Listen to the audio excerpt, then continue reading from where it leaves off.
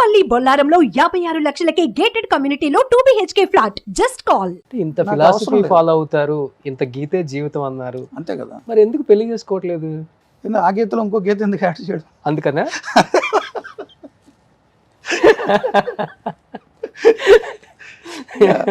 ఆ గీతలో ఇంకో గీత యాడ్ చేసి 2 గీతలు వస్తాయి మళ్ళీ. అడ్డగీతలు నిలువు గీతలు ఎందుకండి? ఇంతే కదా ముక్క.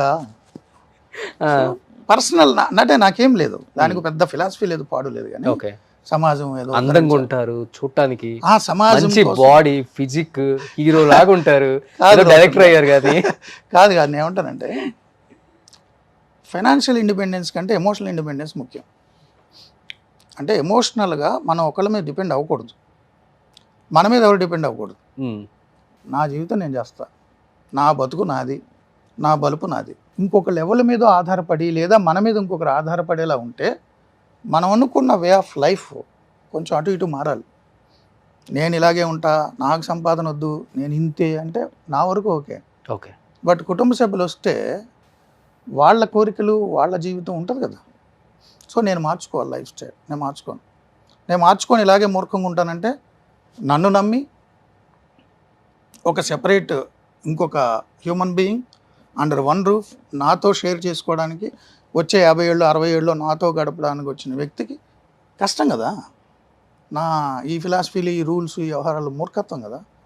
వాళ్ళు ఎందుకు ఇబ్బంది పెట్టాలి? దీనికి కూడా ఇష్టపడి ఓకే ఇలా బతుకుతే నాకు చాలా ఇష్టం. అవన్నీ లాటరీ మొదట్లో బాగానే ఉంటుంది, ఆ తర్వాత నా జీవితం నాశనం గోళ్ళు మొదలవుతాయి, నా జీవితం నాశనం నాకు గోళ్ళు మొదలవుతాయి.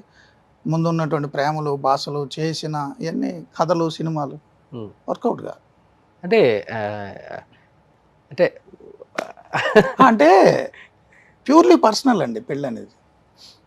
సమాజానికి ఒక ప్రకటన అంతే, సామాజిక ప్రకటన కోసం పెళ్లి చేసుకున్నాం అని అందరికీ చెప్తారు. సో నాకు అవసరం లేదు, ప్యూర్లీ పర్సనల్. నేను సమాజానికి కూడా చెప్పాల్సిన పని లేదు, ఎందుకంటే ఎవరో ఇంపాక్ట్ అవ్వాలి, ఇన్ఫ్లుయెన్స్ అవ్వాలని కోరికలు కూడా నాకు లేవు. Purely my personal. ఉప్పు కారం తింటున్నాం కదా సరే, ఎలా కంట్రోల్ చేసుకోగలం ఫీలింగ్స్, ఎమోషన్స్? కాదు, purely it's my personal decision. So సొసైటీతో డిస్కస్ చేయాల్సిన అవసరం లేదు, అదే నా ఒపీనియన్. నేను ఏదో అంత గొప్పని ఎంత గొప్పని నేను సమాధానం చెప్పదలుచుకోవాలి. నేను ఎంచుకున్న మార్గంలో నాకు నచ్చినట్టు నేను వెళ్ళదలుచుకున్నా. ఇంకొక వ్యక్తిని ఆ జర్నీలోకి నేను తీసుకురాలేను. ఇది ఫస్ట్ నుంచే అనుకున్నారు అసలు? డే వన్ నుంచి, ముందు నుంచి ప్యూర్లీ పర్సనల్ డెసిషన్ ఇది. బట్ నా లైఫ్ నాది. ఇప్పుడు ఈ ఇంటర్వ్యూ చూసిన తర్వాత మీ ఆలోచనలకు తగిన విధంగా కొంతమంది ఉంటారు కూడా, ఇన్ కేస్ వస్తే ఆహ్వానిస్తారా లైఫ్లోకి? అంటే ఇప్పుడు ఇంటర్వ్యూ చూస్తే అంటున్నారు, గత 30 ఏళ్ళుగా రోజు రాత్రిపూట నేను ఇలాగే అరగంట గంట పాటు షో చేస్తుంటా. చేస్తారు, ఇది ఓకే చేస్తున్నా కదా. ఇది ఓపెన్ చెప్పరు కదా. It's my purely personal decision. ఇది నా జీవితం, నా పుట్టుక, నా బతుకు, నా చావు, ఇంకొకరి ప్రమేయం లేదు. సో నా జీవితం అనేటటువంటి వెహికల్ స్టీరింగ్ నా చేతిలోనే ఉండాలి, ఇంకొకరికి ఇవ్వను. ఇంకొకళ్ళ జీవితం స్టీరింగ్ నేను తీసుకోను. మీ బతుకు మీది, నా బతుకు నాది. ఎందుకు వచ్చిన గొడవ?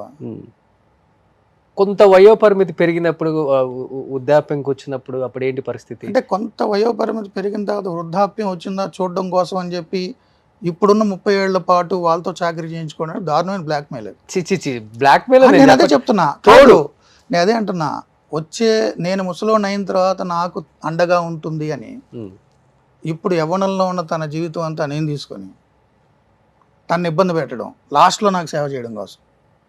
సపోజ్ మాట్లాడదాం, ఎంతమంది జీవితంలో వృద్ధాప్యంలో తోడు ఉంటారని పెళ్లి చేసుకుని అనేక కారణాల వల్ల విడిపోవడమో లేదు వాళ్ళు కాలం చేయడమో జరగలే. అవును, స్వార్థం కదా. నేను ముసలోని అయిన నాకు సేవ చేస్తుంది కాబట్టి ఇప్పటి నుంచి నేను పెళ్ళి అనే ఒక ముసుగులో చేస్తాను, అది కరెక్ట్ కాదు.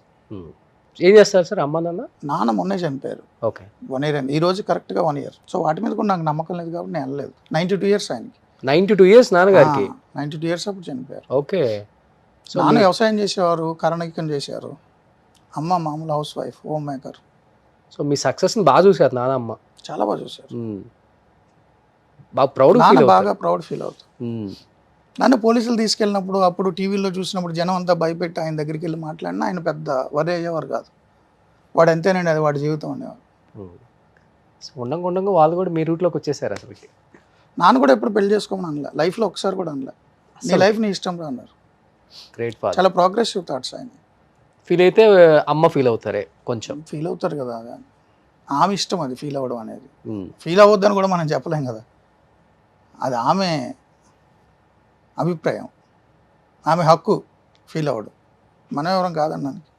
సో నా జీవితం నా హక్కు. సుమన్ టీవీలో మీ పర్సనల్ అండ్ బిజినెస్ ప్రమోషన్స్ కోసం కింది నెంబర్కి కాంటాక్ట్ చేయండి.